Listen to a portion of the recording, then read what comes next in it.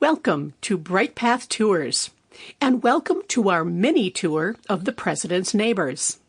The tour is made up of only 3 stops, but we'll be seeing 3 of the most imposing and historic buildings in Washington, D.C.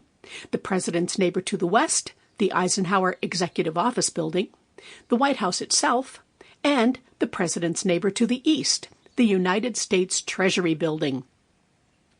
We're starting at the Eisenhower Executive Office Building at the corner of 17th Street and Pennsylvania Avenue. From there, we'll walk straight down Pennsylvania Avenue, passing the White House and the U.S. Treasury Building, until we reach the other side of the block, which is 15th Street, about a quarter mile away. If you're not there yet, please pause the tour until you reach the corner of 17th Street and Pennsylvania Avenue. Thank you for downloading this tour.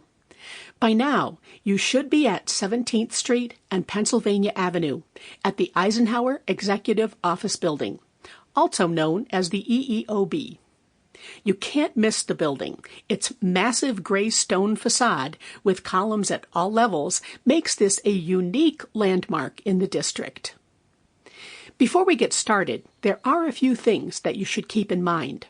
First and most important, because this neighborhood is part of the White House grounds, security is heavily enforced. At times, you might find some streets blocked off, so you may need to find alternate routes to this part of Pennsylvania Avenue, usually through nearby Lafayette Park. Or you may have to wait for a while if a motorcade is moving.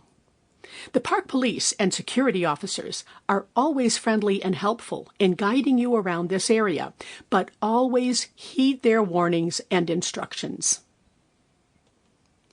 With that, I think we're ready to begin our tour. For such a small area, there's a lot of history here.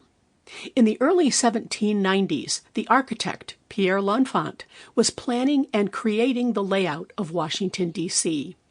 In his earliest designs, we see that he indicated this plot of land as the place for the President's house.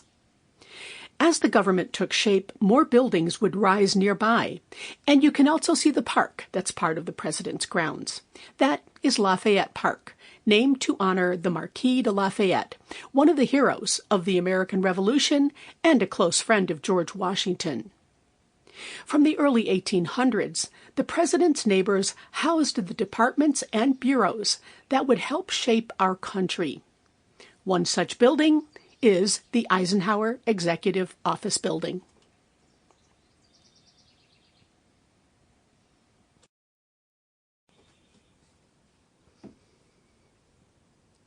The Eisenhower Executive Office Building, or EEOB as it's called, replaced earlier buildings that housed the departments of the Navy, War, and State.